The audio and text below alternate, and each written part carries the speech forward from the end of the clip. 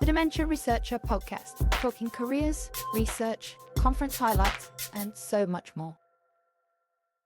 Hello and welcome to the Dementia Research Podcast. Today we're talking about life as a researcher with ADHD.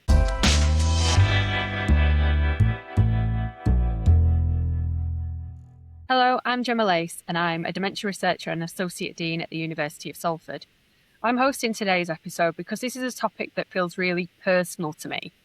ADHD is something that has shaped my own experience of work and research, and it's something I know many people are navigating quietly. In this conversation, we want to better understand what ADHD looks like in practice, how it can affect people differently, and how researchers have found ways to work with it at different stages across their career. We'll also talk about what has been challenging, what has helped, how people have found ways to succeed in research environments that are not always designed with neurodiversity in mind. I'm joined today by Dr. Eric Hill, Kalliopi Mavromati, Natalie Wickett, and Kate Harris. Say hello, everyone. Hi. Hello. Thank you all for joining me. We've already said this is going to be fun and chaotic, so we might all break out into spontaneous laughter, so I think we just embrace that from the beginning. To start us off, could I ask you all to briefly introduce yourselves? So, Eric, could I start with you? Yep, I'm Dr. Eric Hill. I'm a reader in cellular and molecular neurobiology at Loughborough University. I was diagnosed with ADHD probably about 8 or 9 years ago. Fabulous. Thanks, Eric. Kate, do you want to go next? So I'm Dr. Kate Harris. I'm a senior lecturer in interdisciplinary drug discovery up at Newcastle University. And I was diagnosed with ADHD about 5 months ago. So it's all very new. Fabulous. Kalliopi, do you want to go next? You can call me Callie, but hi, I'm Callie. I'm a researcher at the University of Glasgow. I research dementia and I create scales for measuring life after stroke. I was diagnosed with ADHD about 2 years ago at 23. Fabulous. Thanks, Kelly. And Natalie. Hi, I'm Natalie. I'm at graduate school at Fraser University in Canada. And I got diagnosed with ADHD about 4 years ago, I think when I was 20. And I'm interested in researching dementia and strength training and physical activity. Very cool. I'm already getting imposter syndrome now because I have been in and out of the diagnostic procedure for about 7 years. And now I've just abandoned it and given up all hope. So I think I'm the only one who's not formally diagnosed.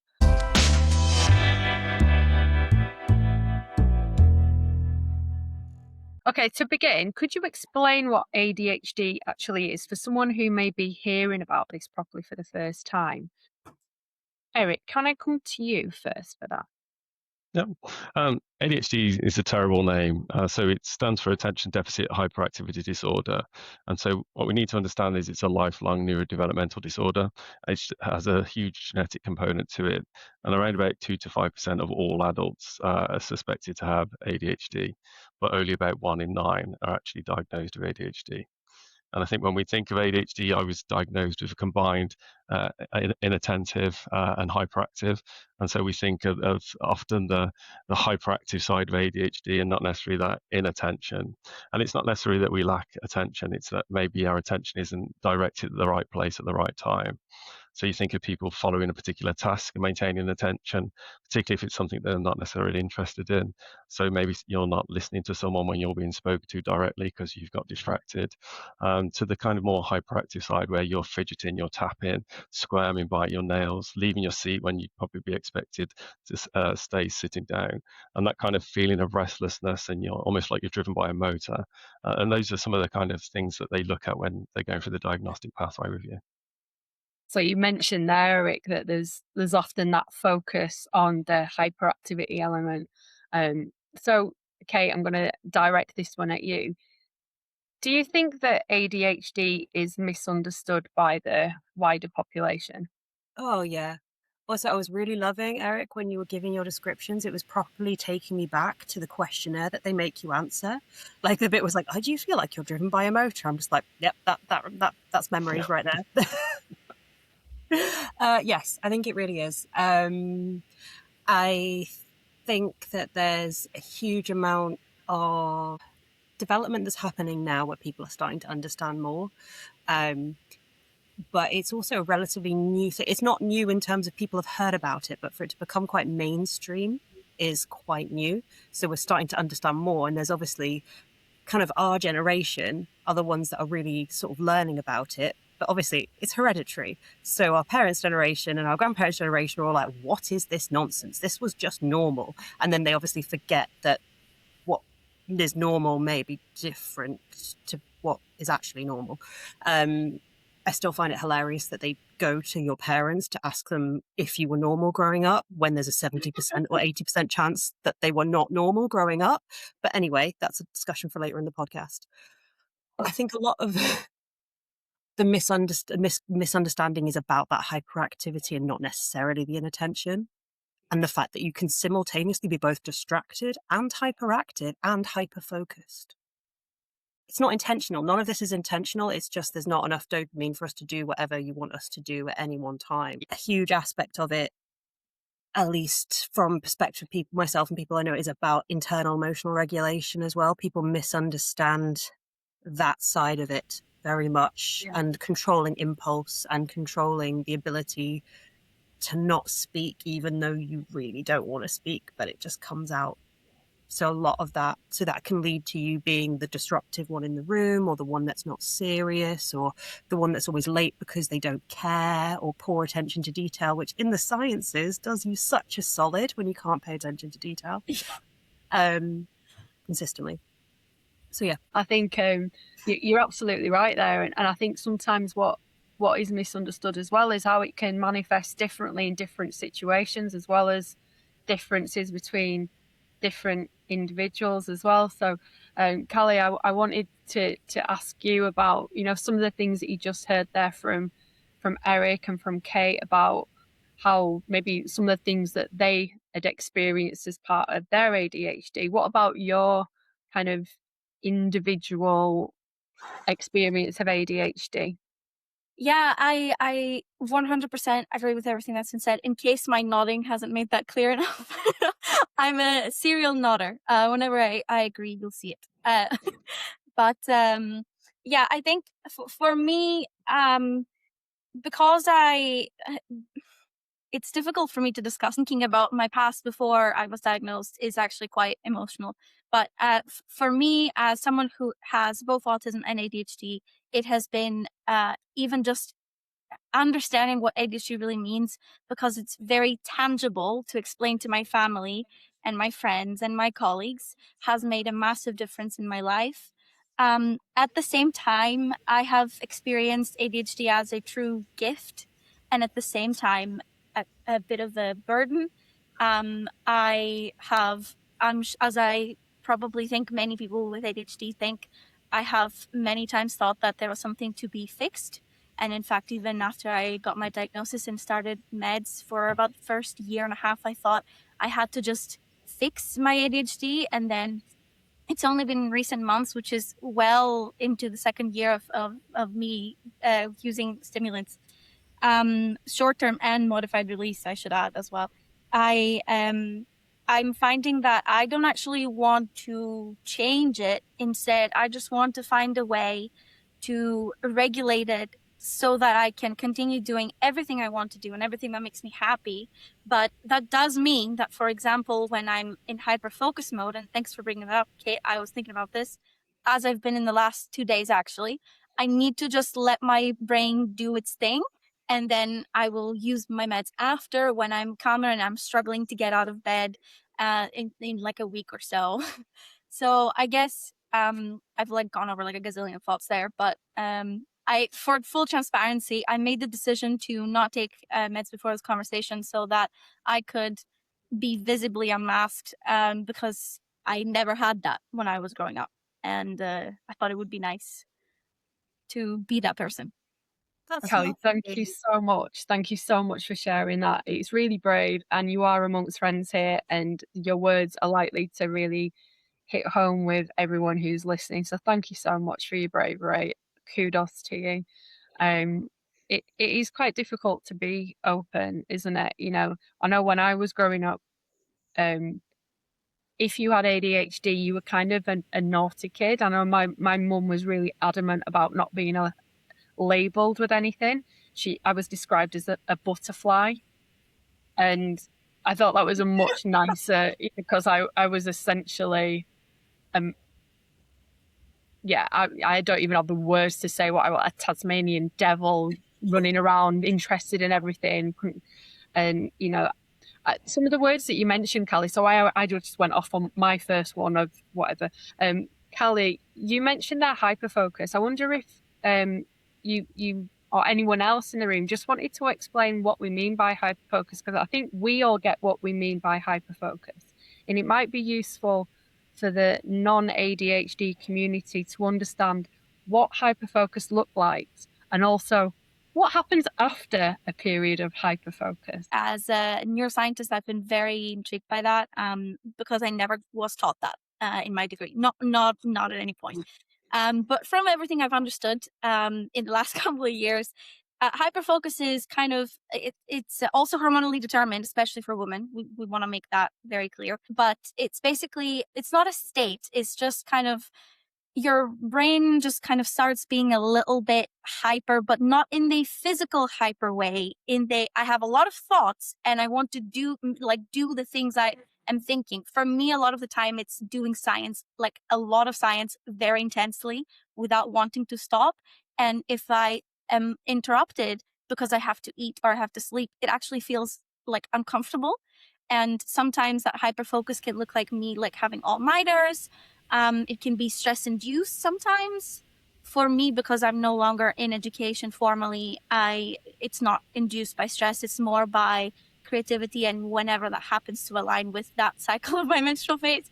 But it's that kind of thing. And then afterwards, it's sort of your brain has used up all of the dopamine it has to help you initiate tasks, because as Eric said, it's not that you don't have attention, it's that you have it spread out in a lot of places and there's not quite enough dopamine for you to focus in one place and actually act on what you want to do.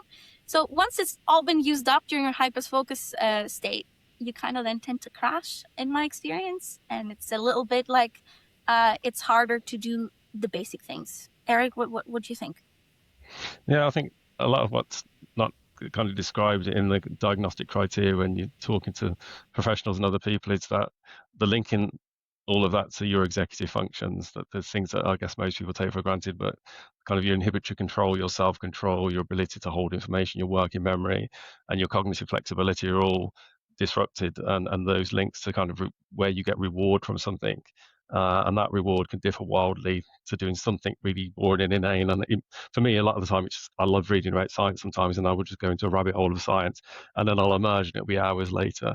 And knowing I'm doing that, I've got maybe tons of marking to do in the background, and I'm getting reward from one thing and not from the other. So I'm just focusing on the thing, and then having that time blindness where you don't notice because it's difficult to shift your attention. And I think for a lot of people with ADHD, it's that shift in attention from that hyper focus where you get reward to something that's not necessarily that interesting to you or that rewarding at that moment, unless there's those other things like fear of failure and embarrassment and stuff driving things forward.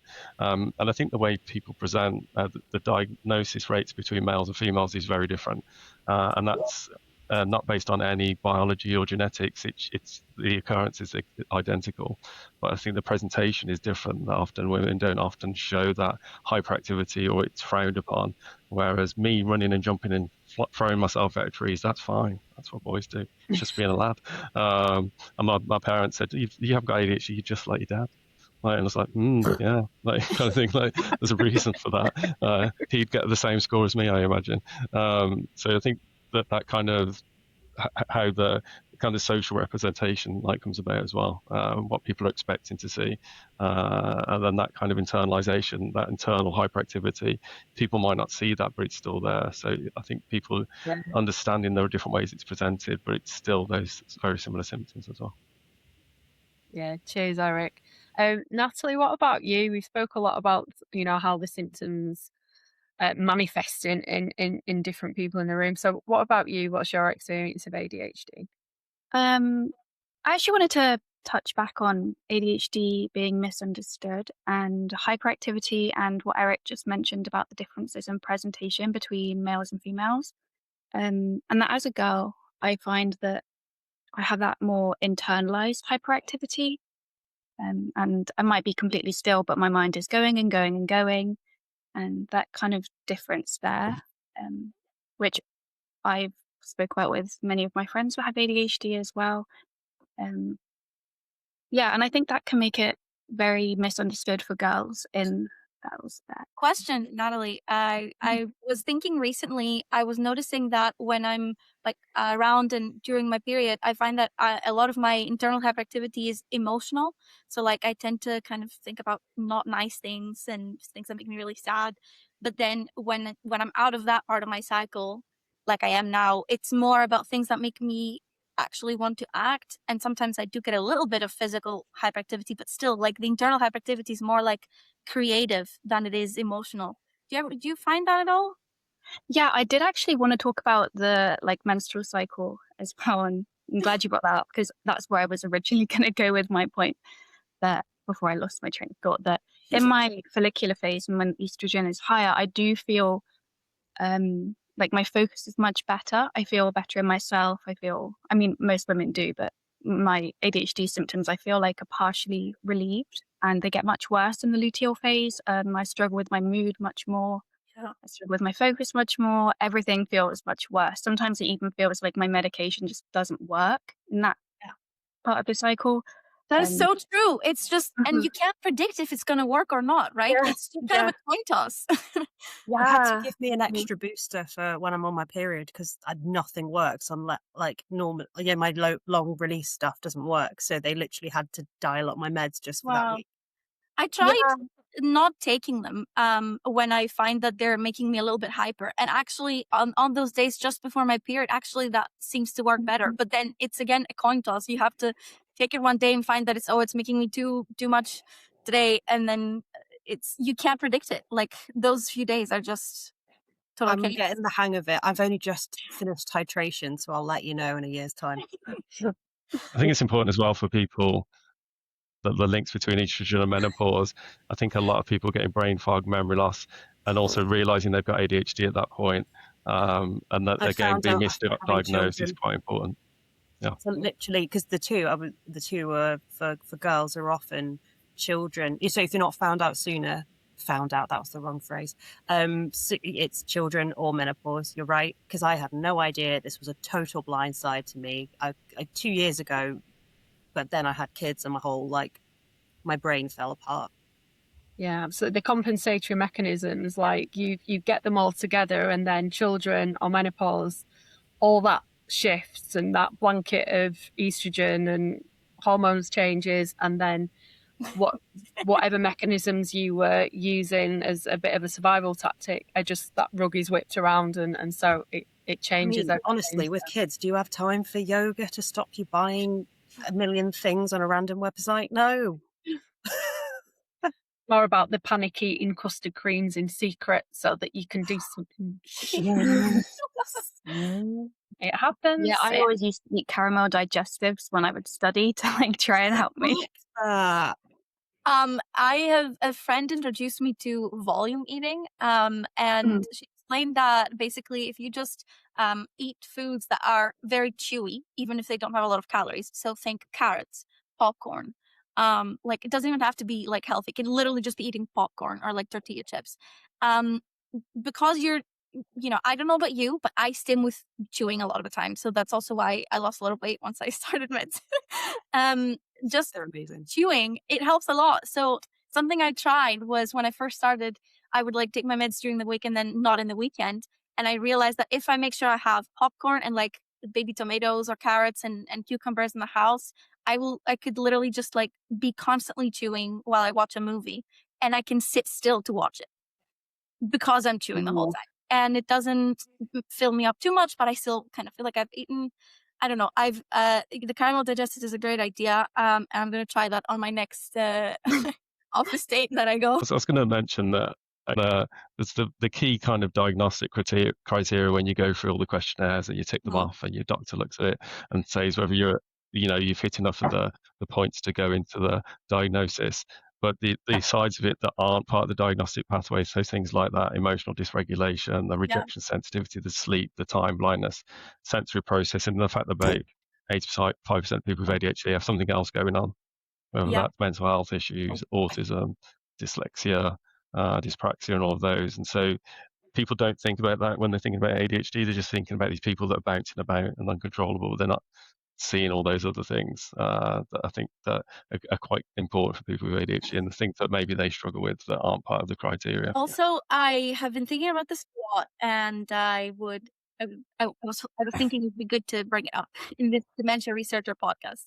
I've been listening to friends and family, and although I can't share their stories because they're not mine to tell, I'm seeing that some women in and around my life are realizing that actually they have ADHD later in life, but much later in life, at the point where other people may worry that they have dementia. I distinctly remember the months before I started meds, I was really struggling so much. I kept saying to everyone around me, I feel like I have dementia. I find unfinished emails everywhere. I don't remember starting them. I don't remember why they're not finished.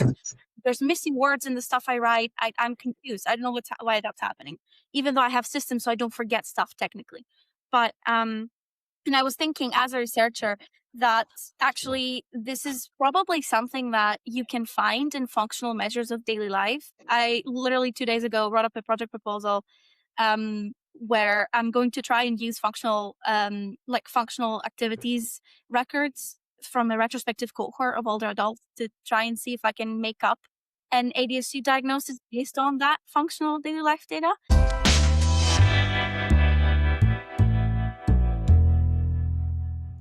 Okay, so one thing that I'm really curious about, we're all dementia researchers in the room.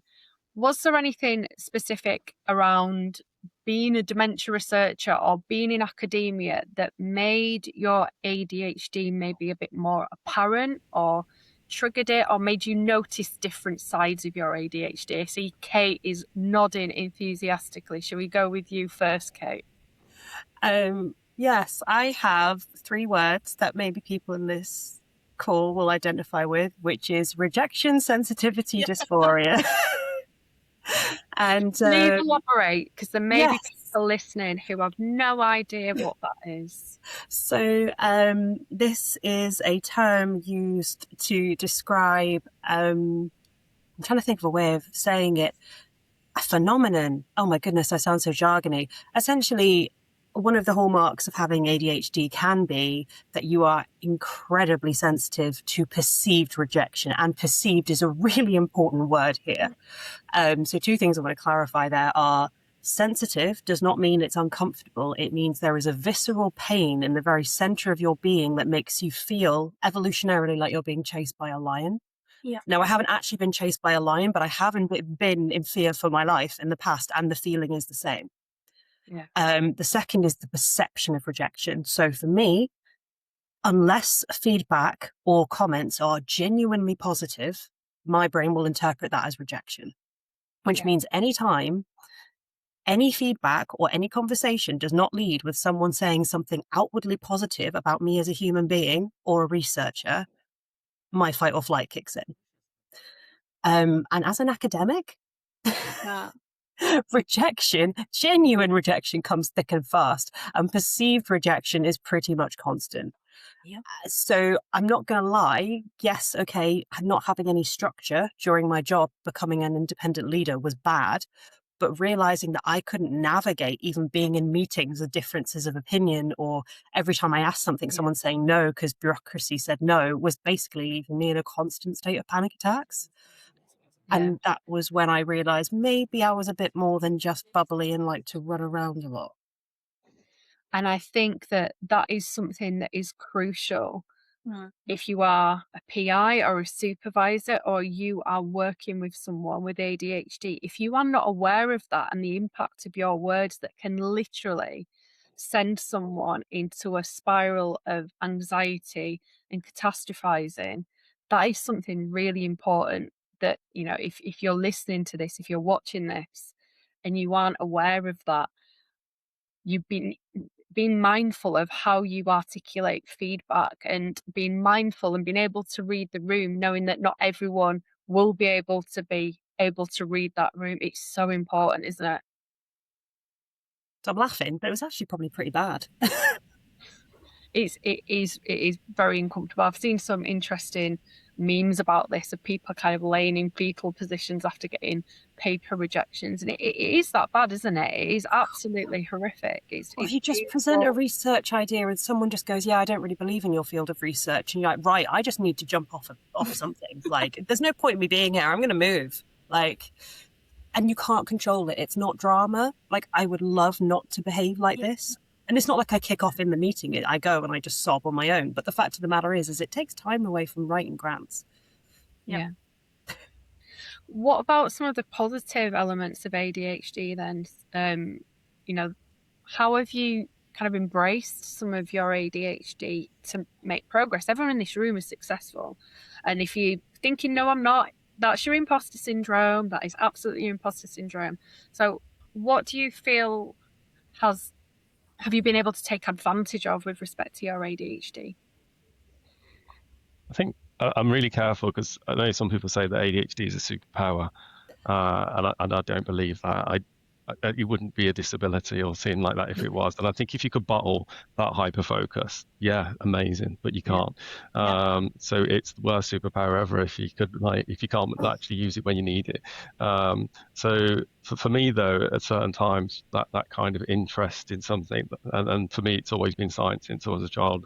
And I think my nan used to know that because she'd take me to science museums, and that's carried on. And so for certain things in science that I would just be buried in it and really be obsessive. And I think that energy that brings, that people are like, oh my God, Eric's really excited and jumping up and down that you've got a result in the lab, kind of that infectious enthusiasm for certain things. I think that's been great at maintaining focus in certain things, and that, which is great in science because you're constantly chipping away and you're interested in stuff. I think it's when you can't do that and you're having to do admin and other things in your job and the boring stuff, and especially I think as your career develops, your role gets bigger, you're doing other things, you've got a group, you've got all these deadlines, and that's when I had my diagnosis, because I was like, why can't I mark 60 exams in a day like other people, but I did 20 other things, and just it was another academic that said, yeah, it's just you've got ADHD, Eric. And I was just like, everyone used to joke about that when I was a child, and they went, that kind of thing. And I thought, I won't speak to my doctor. And they went, have you ever done a test? And they went, wow, you've got a high score. And I think, so for me, there were certain things that worked really well with being a PhD student postdoc, apart from some of the boring stuff. It was later on that it became a massive problem. And I think that academia is that constant environment of being peer assessed, peer reviewed, and just asking for rejection. And then how do you deal with that? You can either spiral, or I just get, I'm going to prove you wrong kind of thing. Like I get angry and like almost, and then I'm going to be tenacious. I'm going to actually like prove you wrong. And that emotional dysregulation can send people in a different direction. I think those around you my God, they got angry about that or really upset really quickly. What was all that? And next second, you're like, I don't really care about it. I'm going to have some food. It's gone. So I think people might not understand around you that dysregulation, that lack of control, is because you're not able to control it. It's part of the ADHD, and for us, maybe accepting that and understanding why we do that and not beating ourselves up is important. But the people around you might think, oh my God, I don't really understand that. One of my PhD students said I had an abrasive enthusiasm for science. Sometimes. in a good way, I think, but I could see what I do jump up and down. I do get excited about stuff, and if I'm really excited about part of science, that's all I'll talk about for ages. So I can understand that from other people, but yeah, for me, it's been great because my interest is science and it's my job, so it's like my hobby. It's really great to hear that, because I know that having special interest and that passion and enthusiasm, it's great if you've got somewhere to channel it, and many people don't have somewhere to channel it, and that can exacerbate the symptoms even more, right? Natalie, what about you? You know, how has ADHD influenced your career and how you've navigated maybe your student years and your choices? Yeah, I think the two things that I would definitely say I struggle to navigate the most is the lack of structure, and the fact that I call myself a perfectionist, but really it's more like if I can't get something right the first time, I don't want to do it at all. That's something I really struggle with, probably linking back to the rejection sensitivity. But if I can't do it perfectly the first time, I don't want to keep trying. I want to call it a day. But I think the lack of structure was probably the biggest one. Going into university, when I went and did my undergraduate, I went to Exeter, did neuroscience, and it was almost like the rug had been pulled out from under my feet. Whereas before I had this environment that I'd created to support myself, and I had my family to look after me and help me and remind me, like my mum would say, Natty, have you done your homework? Natty, have you packed your lunch? Natty, have you everything really, got your PE kit? And if I hadn't, she'd pick me up on it and she'd drop me my lunch to school or something like that. But then all of a sudden, when I went to university and I had all of that taken away, and it required a lot more executive function to navigate daily life and daily tasks. And that was really difficult in a new environment like that. And yeah, all of a sudden I went from forgetting my lunchbox to locking myself out of my flat multiple times a week and forgetting my keys, or missing doctor's appointments, missing lectures, not being able to get through lectures, things like that. And the lack of structure from university compared to school, and having to regulate my own schedule, my own timing, that was something that was really difficult for me. It's a real big shift, isn't it? From going from that really structured kind of environment to the research environment is completely lacking structure. I'm going to ask something that might expose myself here. Has anyone else, as a compensatory mechanism for that discomfort with the lack of structure, gone the other way and had to really over structure everything to feel kind of safe and secure? Right, maybe lists everywhere of things. Is that a me thing? Is that my ADHD? Does anyone else, for certain things have to write lists? Callie's nodding. Yeah, I've been this is like, there's so much overlap between what you and Eric have been saying about and also oh my gosh, I had like 6 tabs open and I'm trying to just stick to one thought. I was trying to answer what you said about the compensator mechanisms. I use the office, going to the office, which I don't like doing because I hate the commute. I use it to force myself to do things that I don't want to do. So I say, wait, it works. If I say, okay, I got myself a nice coffee machine, and so I will make myself a really nice coffee, and I will enjoy my coffee on the way to the office, and then when I get to the office, I will just do the thing I don't want to do, and I'll just do it, and it'll be out of my head. Also, what I've started doing to kind of give myself a little bit of structure, and I don't allow myself to think about those things I'm avoiding when I'm not at the office. That has solved a lot of issues for me. How? It works so well. It's compartmentalization. It's kind of like enclosed cognition, but instead it's just about where you are. It's conditioning yourself. You just have to stick to it. It's hard at first, and then it starts working a lot. It works. But after, the other thing I do is I actually work nights. So whenever I have to write, I can't do that when there's people around. And I'm finding it that if I'm home alone, unless I'm in hyperfocus mode, I can't get myself to do things when I'm alone. So I go to the office later, like 1 or 2 p.m. I do the things I don't want to do while there's people around. I'm the office jester. I bother them all the time. And then when they're gone, then I turn the lights off because I don't like the big light. And I just work away until like 8 or 9 p.m. And that's me finished. And I don't carry stuff home. I don't allow myself to do things outside of my designated, structure that has absolutely no meaning, because you could literally just say, okay, like, couldn't you just do the exact same things, but in your home, at your desk? No, I can't. I don't know what to tell you. It's about that change of environment. It's about telling myself it's actual do things that are knowing time, but that structure really has been working really well for me. So you've got some really good compensation mechanisms there about building your own structure, setting some clear boundaries, understanding when you work best and how you work best. And it also sounds like you've snuck in a little bit of reward there with linking to your favourite coffee. So there's some really cool lessons to be learned there. Sorry, Eric, did you want to say something? Yeah, so I really benefited from coaching later on after diagnosis. Meds really helped, but then coaching was really great. And then I trained to become a coach later on.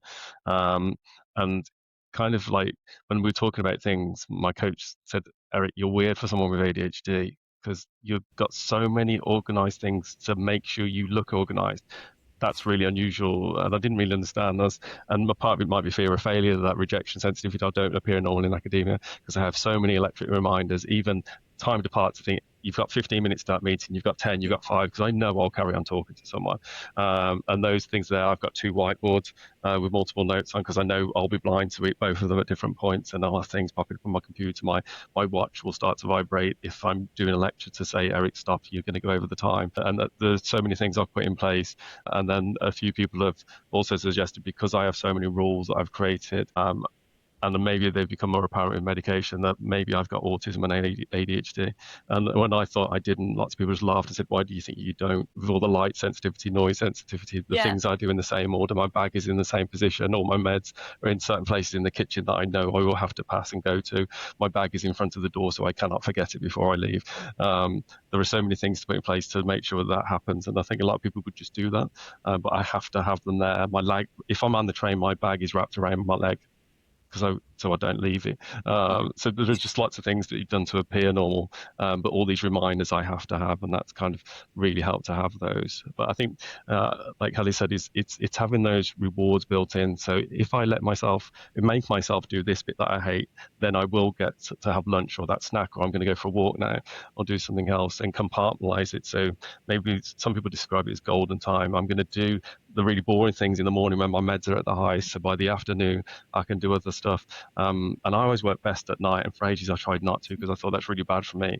But I don't work very well when other people are around. If I haven't got my playlist or whatever it is, or my noise cancelling headphones on, depending on where I am, I can't do that extended writing. So having those rewards built in. But just sometimes when you're in that moment, I have to just let it go now, and I'll just spend hours writing or doing something else, because if I try to force myself to do it at a different time, it's just never going to happen. That was such a hard lesson for me to learn. I went my entire education and career before meds by just having multiple jobs, multiple things. I did Greek exams and exams to get here, and I was using one to productively procrastinate the other, because that works. I didn't have much free time, but I was avoiding one by doing the other. So I was actually so productive. And I did that throughout uni. But then at some point, everybody was like, you need to go slow and steady with your dissertation. And everybody kept trying to force me to work in a way that I am not capable of working. And I never will be able to do slow, steady, and slow and steady. No, never. Can't do that. There's such a strong message in that for people who aren't living with ADHDs, of having a bit of empathy of the different ways of working, and an acknowledgement that, you know, it was a big deal when I was in the lab of who was in at what time and how many hours people were doing, and that research culture of acceptance of different ways of working, different patterns.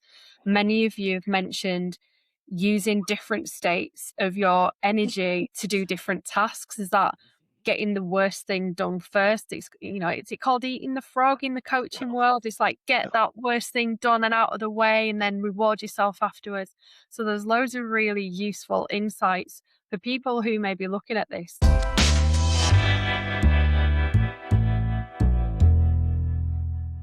So Natalie, have you got anything that you want to add to that? Yeah, I feel like I've tried a million different things to help with ADHD symptoms. I've done all the planners. I'm sure we all have them. It's nothing new.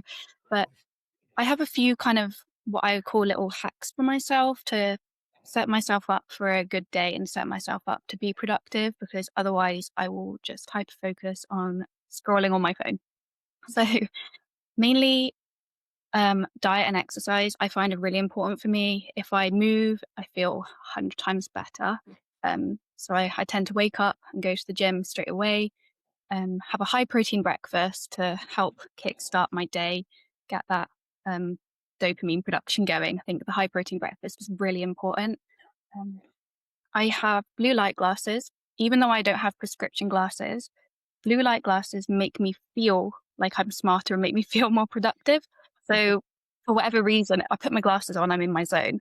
It's kind of like when you don't want to go for a run. If you put your shoes on and do them up, you're ready to go for the run. Same kind of concept for me. And another rule I have is don't put it down, put it away. If I put something down, I never pick it back up. I know I won't. So put it away. Don't put it down. Alarms. I have a million different alarms on my phone because I know that I'm going to forget my appointment. So I set an alarm an hour before, get ready for my appointment, get ready for my meeting, get ready for my lecture. I know that's done. And body doubling as well, super important for me. Half the stuff I get done, I can't get done on my own. If I need to tidy my room or if I need to do some work, I'm going to call my friend and I'm going to do it whilst I'm on the phone. Or if they can come and sit, it's even better. And lastly, if I have a day where I don't take my medication or something, obviously do your own research before taking anything. But L-tyrosine is, I find, an incredible supplement. I think it's supposed to boost your dopamine. I can't quite remember how it works off the top of my head, but definitely something to look into if anyone out there like doesn't work with medication or thinks they might have ADHD and they don't want to take medication or they can't yet because they've not got a diagnosis. Look into L-tyrosine and see if it helps. Fabulous. Thanks, Natalie. We will come back to medications in a moment as well. But first, I just wanted to make sure that, Kate, what do you think about coping mechanisms? What works for you? Cheers. I was just going to say that yes, because L-tyrosine is the precursor to dopamine chemically, which is why the high protein breakfast works so well as well. Had to get my chem head in there somewhere. What was I going to say? So I'm very new to all of this, so I'm learning a lot from all of you. Thank you, because like I said, this kind of came out of nowhere in the past couple of years, and I don't really know what's going on. But what I do know is that normal time management methods do not work. So we hear a lot of eat that frog and blah blah blah blah blah, and I can't. The frog is irrelevant to me because I'm interested in the zebra in the corner. So I have to build up in a slightly different way. I was also going to say, sorry, I know, but you know what I mean? Love it. Also, randomly, I want to just tell Eric, yes, I'm trained as a coach too, and it's amazing. Anyway, and that's been really helpful for me actually as a coping mechanism. Didn't realize it at the time, but I think it was deliberate because I wanted to understand how other people behaved and the ways other people behaved. I think that has become something of a special interest. But it really helped me understand the responses of others. And so if someone's very direct, but that's because they're a very direct personality, it makes me less likely to spiral, etc. But in terms of getting stuff done, I have to build up dopamine. I need quick wins in the morning to get started. If I just go for the hardest things first, I'll just end up rocking in a corner. But I just go, right, what is the smallest, easiest thing that frankly is going to take me nothing? And I have to just build up the momentum and then I can tackle that big thing, which is the exact opposite of what all the common task management tells you to do. It's something I really want to bring into our institution. We're all facing efficiency drives across the sector. And any efficiency drive has got to take the neurodivergent mind into account. So there will need to be separate advice on task management for people who cannot just, people go, oh, just block out your day. Great. My Outlook says I'm not doing anything, but I can assure you that that is not what is happening. So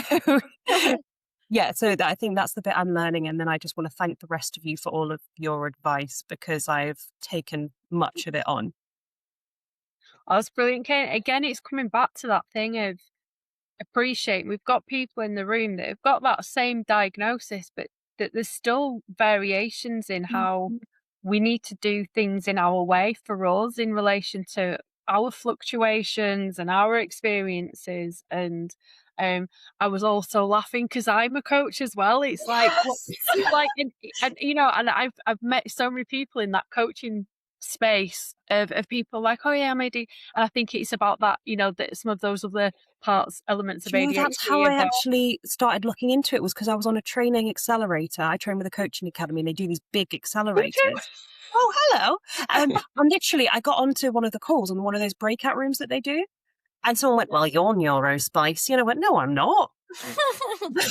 That was literally honest to God. And then a few months later, when everything started falling apart, I was like, maybe she was right. I've been trying to find her. I can't remember her name, obviously. But I want to find her and be like, cheers, fam. She was like, no, there's something about you. You're spicy. ADHD need to help others and support others. That is true, isn't it? People pleasing.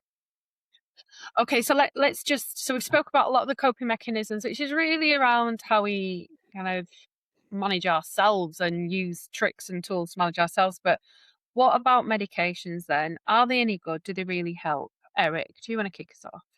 Yep. And I think linked to people's coping mechanisms, if you've met one person with ADHD, you've met one person with ADHD. It's a great phrase that I've learned from one of my friends with ADHD. And I think the same with medication. People have to find what works with them, and it can also be what brand. So I've been quite lucky. I found a medication straight away that worked and went through different stages of titration. So I'm on one of the stimulant medications. I must say that there's different types. There's the stimulant medications, things like methylphenidate, which is kind of like weak speed, some people might describe it as, and then there's the non-stimulant medications, and that carries with it a stigma, because you go to collect it. It's a controlled drug. You have to sign extra things. It's in a bag with an orange sticker on in the UK to say controlled drugs. They have to go and count it out as well at the same time. You have to constantly go in and drop the prescription off to be checked. So there's those kind of things that come along with medication, but people have to find different things. My sister has a diagnosis. She's tried multiple medications to try and find the right one, and sometimes they just don't work for people. I think we have to be careful they don't do everything to fix your ADHD. They can help control some of the symptoms to help you to focus, but I think you also need to develop other skills. And I think for me, coaching was the big thing that went alongside the medication to understand my brain better and how I do things, but also to challenge people around me to have those difficult conversations, to have some tools to use, and to understand one of my biggest issues is if people aren't clear in directions. So that will lead me to procrastination. I'll waste loads of time doing too many things. So having this kind of clean setup where I'm going to work in a particular way because it works for me, and explain that to other people. But I think everyone needs to understand the differences between the medications, that they may try them, they may work some of the time, not all of the time, that your diet might be important, the exercise, how much sleep you're getting, and if you're ill, and whether they're going to work. And so I think some people get really disappointed quite quickly with them because they're not doing things straight away. And it took maybe for me 3 months before I noticed that suddenly I was doing loads of stuff that usually I'd struggle with. And all of a sudden I was like, wow, I've just done loads of marketing in one go. And I thought, oh, is this what other people are like? All that noise wasn't coming in. I wouldn't like to say they're not voices, but the not quite being tuned into the radio properly. That there was too many other things, and then all of a sudden I was productive and I could get that done. I was like, oh wow, that was weird. And then in the afternoon, I'm bouncing around all over the place, and maybe for some people they have top-ups. So there are medications that are instant, other ones kind of slow release, so you get that early kind of rise and then slow decline. And for some people they break that down quickly and need top-ups in the afternoon, and then there might be a bit of a spike in their focus, and then that also relates to maybe their behavior and their emotional state. And so I think for having people around you that understand, oh, it's the afternoon, Eric's medication's going to be running out, these meetings are going to go on a bit longer, let's do this at 9 o'clock and put something right after it so we have to finish on time, but at least he's going to focus the most then. And so it's important to understand how they change over the day. But I think for me, there were lots of advantages. The medication changed my life, no doubt about it. I think it probably would have stopped me having some kind of nervous breakdown.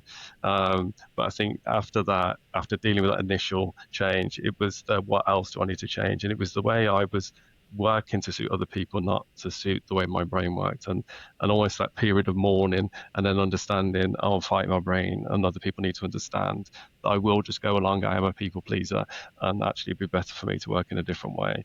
And so that's been really useful to have the tools to do that alongside the medication. Yeah, and that people pleasing is exhausting, isn't it? When you're trying to do it everyone else's way. And I think that's what once there's an acceptance of your ADHD, of I can just do it my way, and I can articulate to others what would be useful for me. And I think, given that we're really nearly out of time, I'm really keen that we have a strong roundup message for the audience.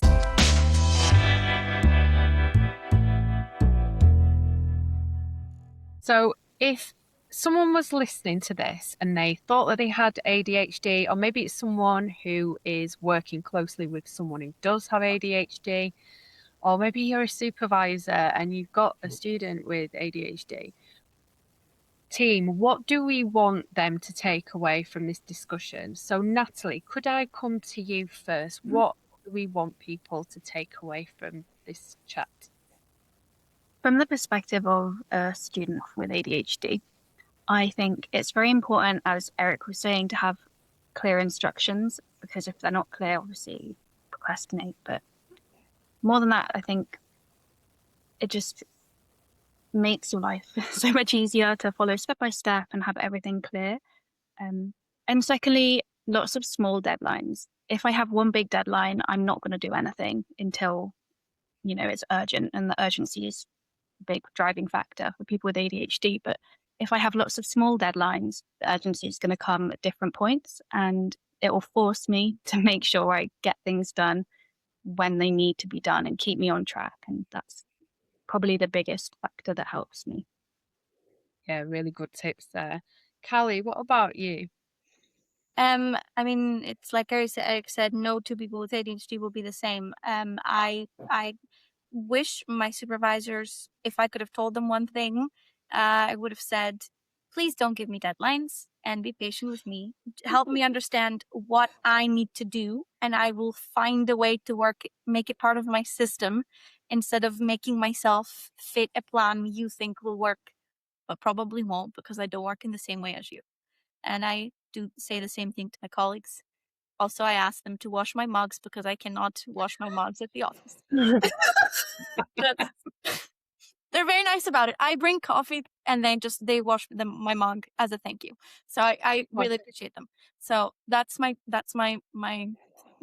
message. Thanks, Callie. Kate, what about you? I don't know how I can follow that. Do you know what? I'm sorry to be soppy. Normally I like to be the Bantosaurus Rex, but what I'm going to say is that the one thing I want someone to take away, whether they think they have ADHD or they have a colleague with ADHD, is compassion for yourself, for your colleague. With that is curiosity. We're taught in coaching that no behavior is a problem behavior. And I said that oddly like the parent of a toddler, apologies. But what I mean is it's about curiosity and understanding. You can look at someone and go, oh, they're different, they're annoying, or you could get curious about it. And that includes with yourself. So rather than going, oh, why can't I shut up in this meeting? I went in determined not to say a word, and then I couldn't, get curious.